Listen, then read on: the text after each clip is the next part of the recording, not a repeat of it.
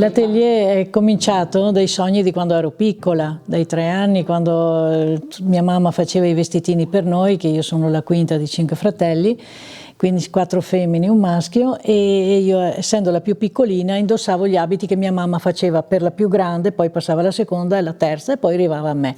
E quando faceva i vestitini io ero sempre lì che la guardavo mentre cuciva. Era una passione grande, io sognavo mentre lei cuciva e sognavo questi vestiti e sognavo prima i vestitini per le bambole e poi dicevo chissà quando sarò grande se potrò farli per le donne,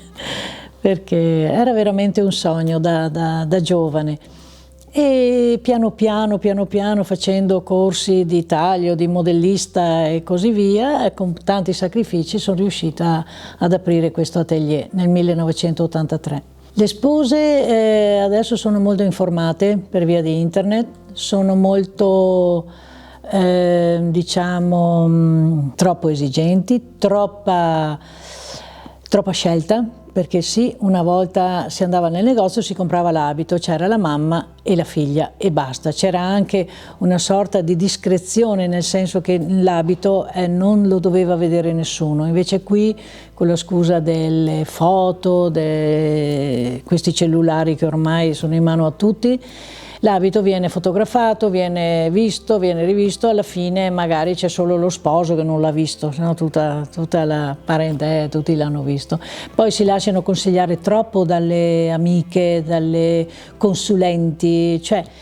devono farsi un po' l'idea che noi siamo professionisti nel settore, quindi quando vediamo una sposa io la vedo scendere dalle scale, so già che taglia ha, so già con cosa può star bene, ma se questa ragazza si fa condizionare dalle amiche, purtroppo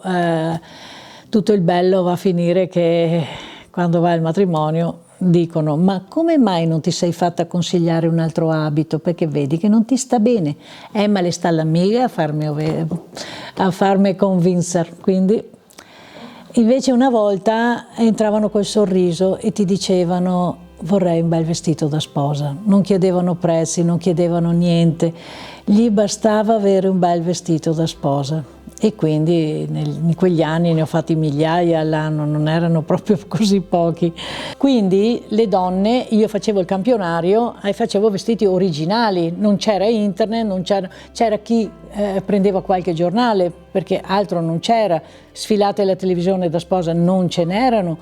E mi ricordo che andavo dal giornalaio quassù e gli dicevo ascolta so che vendono i giornali da sposa, procurami dei giornali da sposa perché almeno faccio vedere alle clienti sfogliando quale idea possono avere. Non c'erano neanche i mensili, forse, cioè, proprio questo non c'era. Adesso c'è troppo, io ho visto su internet, però ad esempio le ragazze non sanno più che tessuto è questo, sì forse è tulle, quello lo conoscono, il tulle, ma se prendiamo un'organza di seta, un bel cadì di seta, un micado, una cosa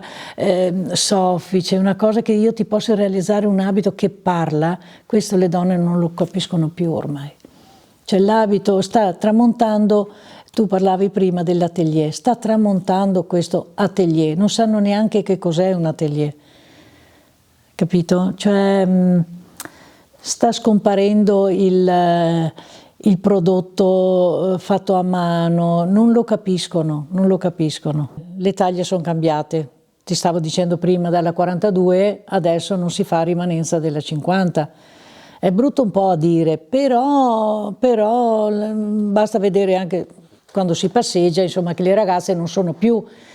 tutte della stessa taglia, ci sono delle belle formose e noi siamo specializzati su questo, proprio perché li faccio su misura. Capisco che una ragazza che ha la 54 non può avere il braccio della 42, che quindi qui a volte sono veramente, bisogna creare delle maniche che si nasconda un po' la formosità, che si nasconda un po', quindi lasciatevi un po' anche consigliare, perché finora le ho sempre mandate via belle, quel giorno tutti mi fanno i complimenti perché dicono ma che belle che sono, quando entro dalla porta dico chissà cosa succede oggi e ogni giorno vi dico una cosa, da 37 anni invento sempre qualcosa, ogni giorno invento. oggi invento, oggi faccio, oggi disegno, e tutto ciò che io disegno e creo viene sempre venduto.